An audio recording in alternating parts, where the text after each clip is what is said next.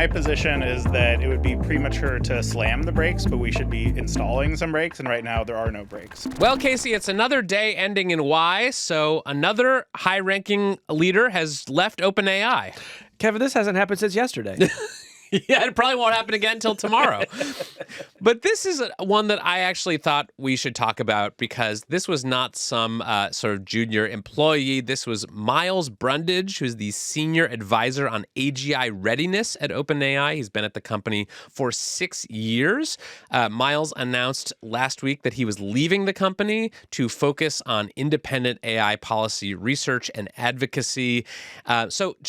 This is not just one of many senior leaders who have left OpenAI this year, but it is someone who's directly in charge of this thing called A.G.I. readiness. Yeah, which is an effort at the company to ensure that as it builds ever more powerful forms of artificial intelligence, it's able to release those safely, make sure that society captures the benefits, and that they mitigate any risks. But as you know, Kevin, the real story of this team and its predecessors at OpenAI has been one of real chaos over the past couple of years, right? This team is continually reorganized. It keeps getting different names. People keep quitting it. Some of them have started their own AI companies. And so we've had a lot of questions about what is it actually like inside this company right now? How is it changing? And how does that impact OpenAI's efforts to try to build safe superintelligence? Yeah, and the announcement that Miles made that he was leaving OpenAI attracted a lot of attention. He's been a very vocal and prominent person, calling attention to some of the risks of these systems. But he also, in the process of leaving, said that he does not believe that OpenAI or any other frontier AI lab is ready for AGI, and that he also does not believe that society at large is ready for AGI, and that caught a lot of people by surprise. Yeah, it's when somebody who has been working on this project so hard for so long is saying that openly, it does raise questions about what they're seeing that the rest of us can't because we don't work there. Yeah. So we asked Miles to talk with us this week about his decision to leave OpenAI and why he is choosing to pursue an independent research path, but also about some of the things that he saw and experienced while at the company that made him feel like neither OpenAI or the world at large is ready for what's coming. Now, something to know about Miles is that while he's left OpenAI, OpenAI has offered to support his new efforts financially. And so I think that does affect the nature of what he can tell us, and it may prevent him from telling us certain things that we wish he would. So you may hear a little bit of hesitation in his voice during that interview, but I still think it is worth it to try to get as much information as we can about what he learned while he worked at that company for the last 6 years. Yes. And I think the trend that we've observed over the past year or two is that as these systems get more powerful, as they get more agentic, as they start to be able to do things like use computers, the urgency coming out of the big AI companies of people saying, you guys don't understand, this stuff is all happening much sooner than you think, has only increased. And I think this is an issue that is often taken less seriously by people outside the industry than people who are inside it working on this technology. Yes, even though it could have some real effect in your life, including when you might be able to retire, which is something Kevin and I think about constantly. Do you think about that constantly? I'm so tired, Kevin. And as always, we should disclose that the New York Times is suing OpenAI and Microsoft for copyright infringement. Can you guys wrap that up already? Hey, listen, it's not my area. All right, let's bring in Miles Brundage. Miles Brundage, welcome to Hard Fork. Yeah, thanks for having me. So I want to start with why you recently chose to leave OpenAI and pursue your own research into AGI readiness. But I want to start by having you define AGI readiness for us. What is it that you do? Yeah, so basically I'm a researcher and I try to understand, where is AI as a technology heading and what are the impacts going to be and are we ready for those impacts in terms of how do we address the safety issues, how do we address the economic issues and so forth.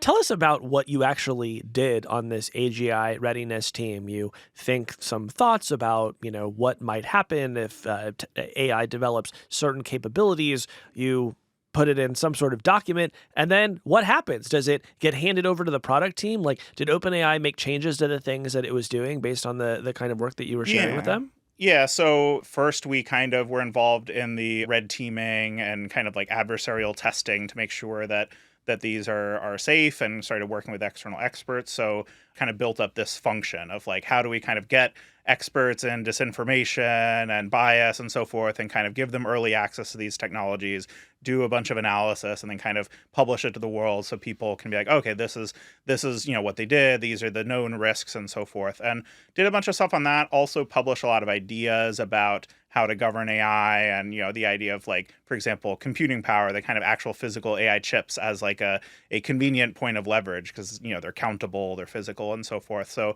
published a lot of ideas, and did a lot of internal stuff. So you had what I think to many people would seem like a dream job for someone who has an interest in A.G.I. readiness, working at OpenAI, leading up their A.G.I. readiness team and efforts and policy research. Why'd you leave?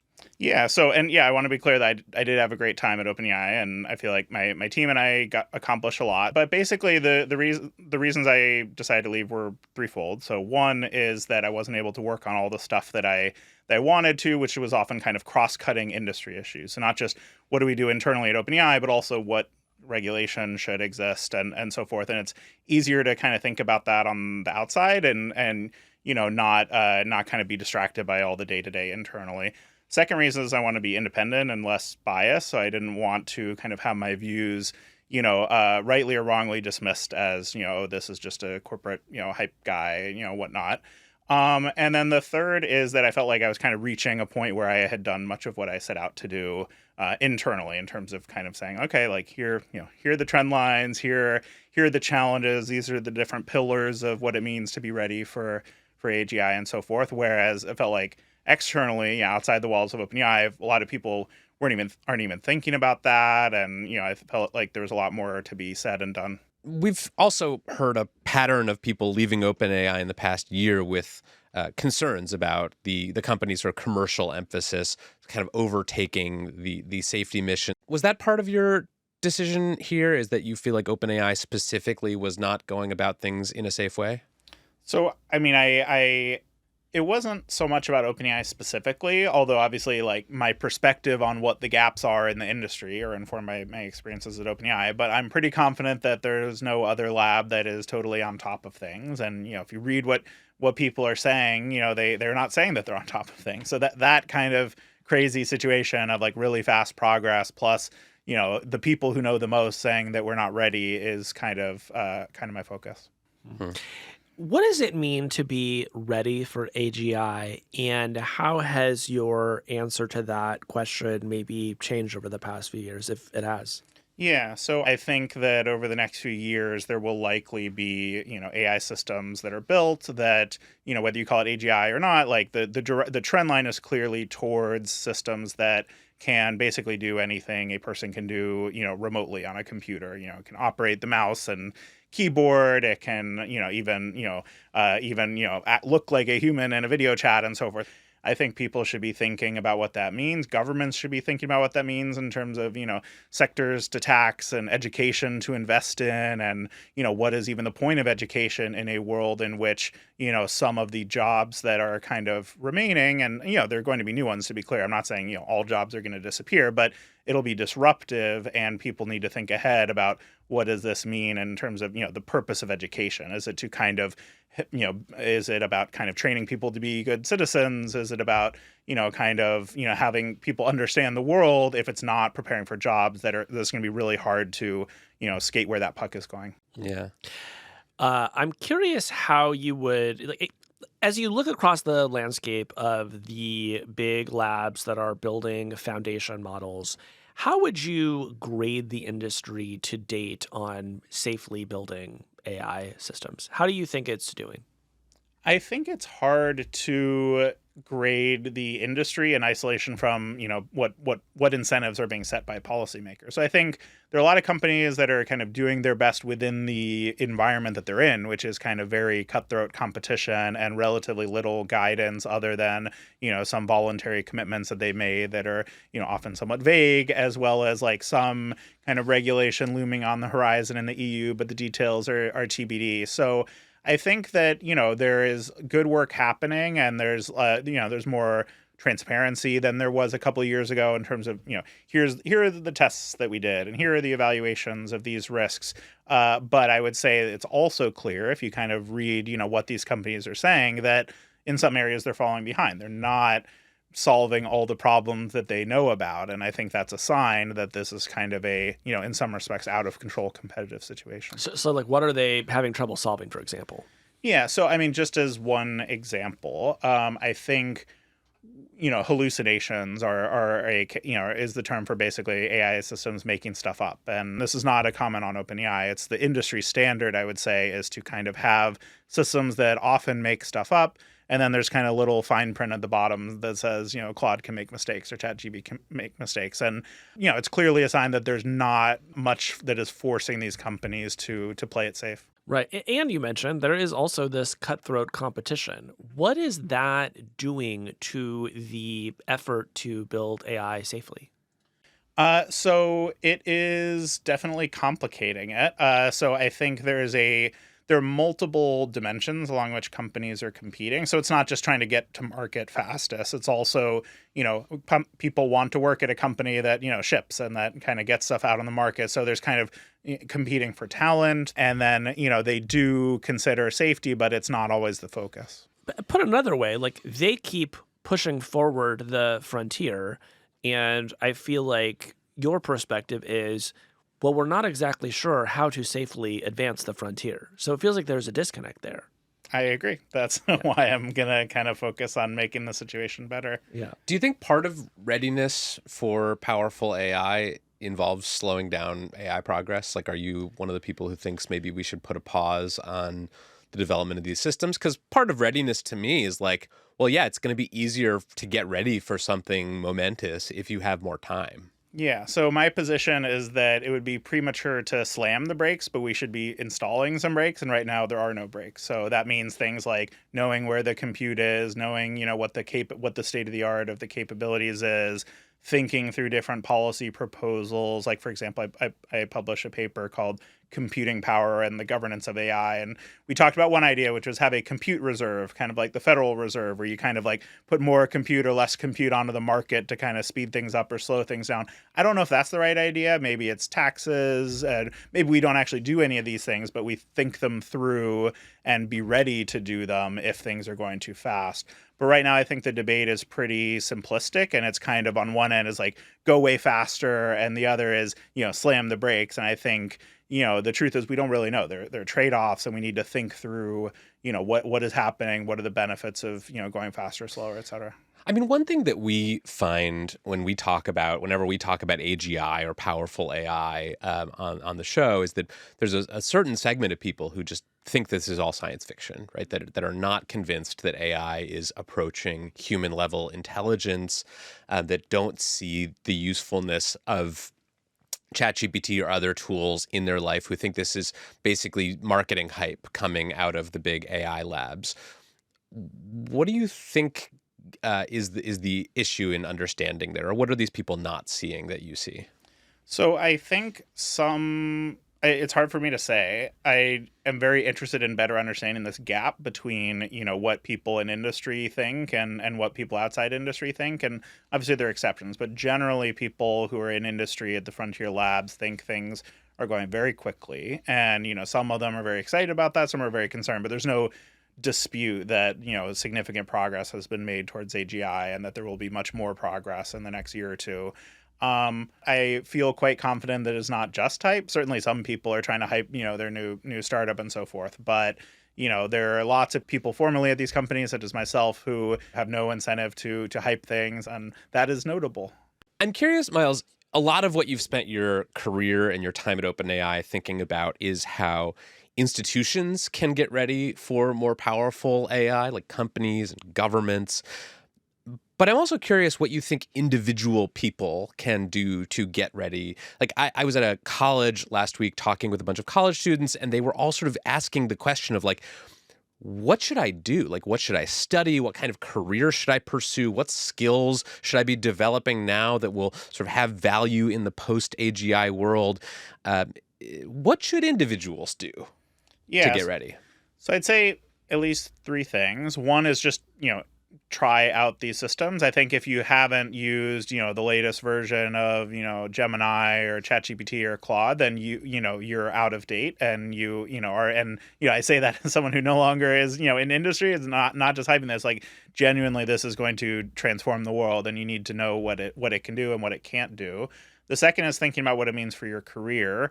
And I think that means, look at the kind of trend lines. Like, for example, OpenAI published blog posts on a system called O1. And, look at what it can do. Look at some of these examples of where things are headed. What does that mean for your career? Should you be thinking about, kind of a more future-proof path? Future-proof, available wherever books are sold.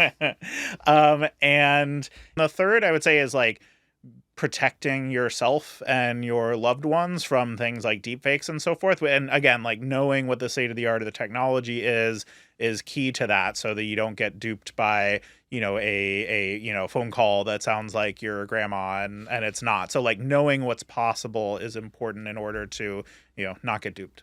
People have specific questions like, should I keep saving for retirement if we're going to have powerful AI in a couple years that renders, all money irrelevant?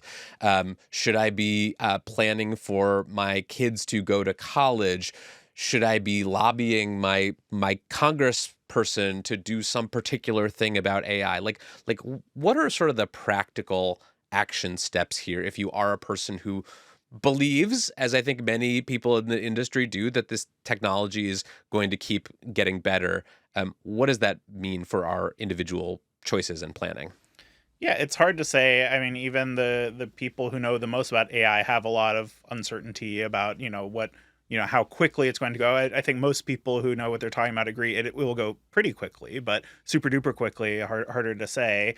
And like, what does that mean for society is not something that can even necessarily be predicted. It's partly a policy and societal question. Like, do we want to establish social norms around protecting certain jobs and, saying only humans can do this? And, or do we want to, will we get greater benefits from AI if we want to say that, oh, actually AI can write prescriptions and it can give legal advice and so forth. It doesn't need a law degree or whatever. So I think it's basically impossible to fully predict, but I do think people should save money. And I don't think that So you are saving for retirement personally. I think that retirement will come for most people sooner than they think, in the sense that, I think finally some good news on this podcast. Yeah, assuming, we're all here to be talking about retirement, and when, A.G.I is here. But yeah, I think that it'll be technologically possible if, and politically possible if kind of policymakers do their job to have this huge economic bounty and for people to basically retire early and, have a high standard of living. That being said, you might have more kind of, robot butlers if you, have some savings from before than if you didn't. So I think there will always be things that people want to buy. There'll always, there'll be a demand for like, well, I want to have food served to me by a human and, not a robot and so I do think that's what Kevin wants. Yeah. So I think money will still be a thing, would be my guess. Do you want to share your thoughts on how society would work in a world where AI can do everything of economic value? Like, how are people's needs taken care of? The government provides, or are robots do everything for us? I think what is probably going to happen, assuming that we're all here and safe and healthy and so forth, is that there will be a much larger economy, that AI will, each year over the next, few years, GDP growth will significantly increase. And, if we do the right thing in terms of taxation and so forth, and, having a robust safety net, whether that looks like, basic income or something else, that people will be able to share in that bounty.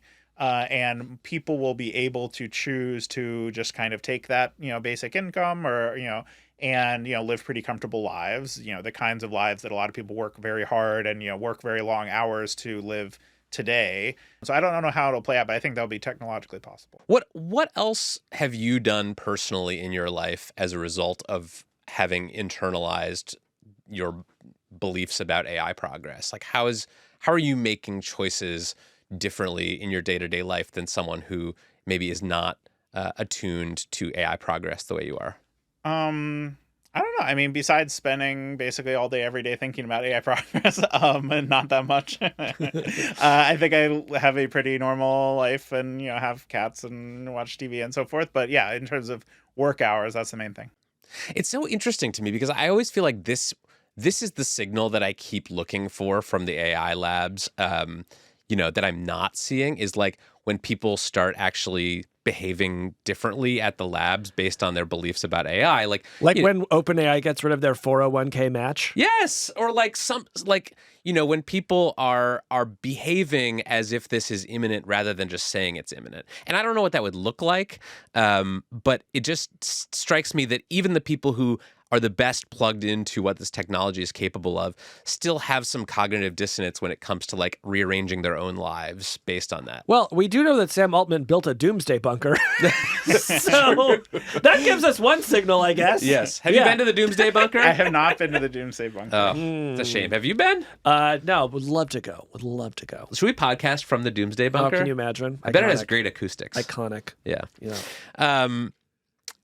I mean, you can offer a thought on that if you want. Like why is it that people at these labs who understand and are betting on this technology getting so much better so soon, why is it that they wake up and go to work every day like the rest of us and don't seem to be making sort of radical choices in anticipation of those changes? I think it's because AI is this super general purpose technology that kind of, pervades everything. And it's not like this robot marching down the street that's going to kill us. So you need to, put, sandbags in front of your door to protect yourself or whatever. It's something that's, being deployed on the internet and it's all over the place. So there's not really that much to do to kind of prepare for it other than to understand it, to talk about it, to kind of push for policymakers to set good guardrails. I guess that leads to the sort of last question that I want to ask you, which is just like if you could snap your fingers and let's say two things. If you could sort of make one thing happen, pass a law, set up a new governing body or something, shut down a AI lab. If you could do one thing to increase our society's readiness for AI, what would it be? And then the second question is like if you could convince everyone in the world of one idea about AI to make them better equipped to handle what's coming, what would they be? So thing you would do, an idea that you would kind of incept into people's brains. It's really hard to answer the first one. I think there's a lot of things that need to happen. So I'll kind of pick something that is a pretty broad umbrella. So during the Biden administration, there was this executive order passed that started to gather information about where are the big data centers, where are the big models, are you doing a good job on safety and so forth. But it's currently vulnerable. It might be undone in the Trump administration, for example. And, even without that, there are likely going to be legal challenges because it invokes this thing called the Defense Production Act, and that's somewhat contested. So if I had a magic wand, I would, have Congress pass a version of that not only kind of puts it on really solid legal foundation, because there's a law that is passed that kind of allows the government to be on top of these things. And I would throw in some additional components like long-term solid funding for the AI Safety Institute. So it's basically the AI brain of the US government, the one part where there's a critical mass of technical experts who know what's going on and are kind of testing these systems. So putting all of that on a solid foundation, and rather than having it be at the whims of, the next election, that would make me very happy. And there would be a lot to do after that, but that would be a good start. Mm-hmm. And then the one sort of bumper sticker that you could convince everyone in the world of with a wave of your wand. Yeah, sorry, I forgot about that part. I think the main thing is that AI is a real thing and not science fiction. Like there are literally systems today that you can use for free to, solve interesting reasoning, puzzles, and to give feedback on papers, and to draft emails, and to, solve LSAT, problems, as well as, a lot of legal students. And that's crazy. And that wasn't true 5 years ago. And I think so just appreciating the weirdness of the situation and the fact that anyone who knows what they're talking about agrees that we have not stopped this progress. And, we should think about that. Well, I'll tell you what I'm doing to improve my AI readiness, guys. I'm learning martial arts. I think that in this world, I'm going to need to be able to defeat any laptop in hand-to-hand combat. And I like my odds. I like the chances. So I'll keep you posted on how that's going. Have you seen the Boston Dynamics robots? I don't think you would do well against them. Look, I actually haven't. I've been studying where you can kick them to knock them over. And I'm not going to say more on an unsecured microphone, but let's just say I know a few things. All right. Well, Miles, thank you so much for coming on. I don't necessarily feel more ready for A.G.I. as a result of this conversation, but I at least know where the gaps in my readiness are. I was born ready for A.G.I. You think I want to work all the time? Yeah, you've been ready for early retirement for about 10 years now. Even when I was a little boy, I knew I wanted to retire early. All right. Thanks for coming on. Thanks, Miles. Yeah, thanks so much for having me. Hey, that's the end of this clip. If you liked what you saw, head on over to our page and subscribe, and you can get the full podcast. We do a show like this almost every week on tech and the future. Head on over there now and subscribe.